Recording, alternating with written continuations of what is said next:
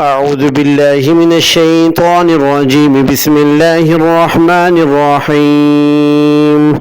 وقال طائفة من أهل الكتاب آمنوا بالذي أنزل على الذين آمنوا وجه النهار واكفروا آخره لعلهم يرجعون. ولا تؤمنوا إلا لمن تبع دينكم قل إن الهدى هدى الله أن يؤتى أحد مثل ما أوتيتم أو يحاجوكم عند ربكم قل إن الفضل بيد الله يؤتيه من يشاء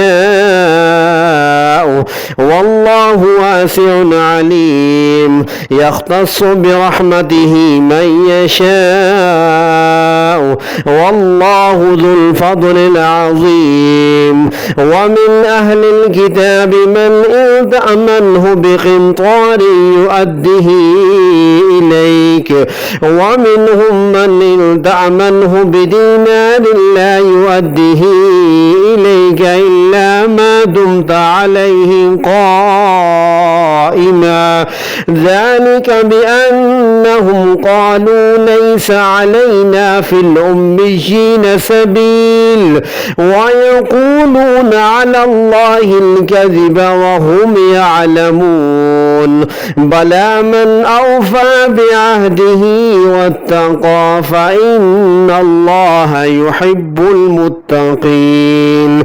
إن الذين يشترون بعهد الله وأيمانهم ثمنا قليلا أولئك لا خلاق لهم في الآخرة ولا يكلمهم الله ولا ينظر إليهم يوم القيامة ولا يزكيهم ولهم عذاب أليم. وإن منهم لفريقا يلوون ألسنتهم بالكتاب لتحسبوه من الكتاب وما هو من الكتاب ويقولون هو من عند الله وما هو من عند الله ويقولون على الله الكذب وهم يعلمون. ما كان لبشر أن يؤتيه الله الكتاب والحكم والنبوة ثم يقول للناس كونوا عبادا لي من دون الله ولكن كونوا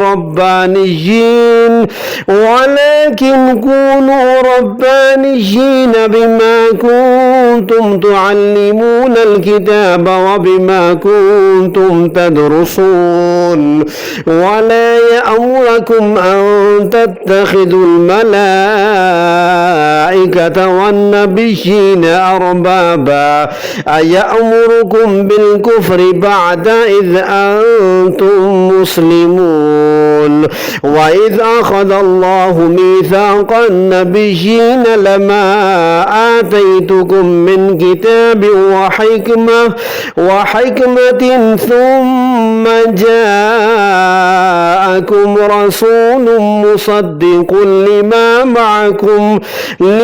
معكم لتؤمنن به ولتنصرنه قال أقررتم وأخذتم على ذلكم إصري قالوا أقررنا قال فاشهدوا وأنا معكم من الشاهدين.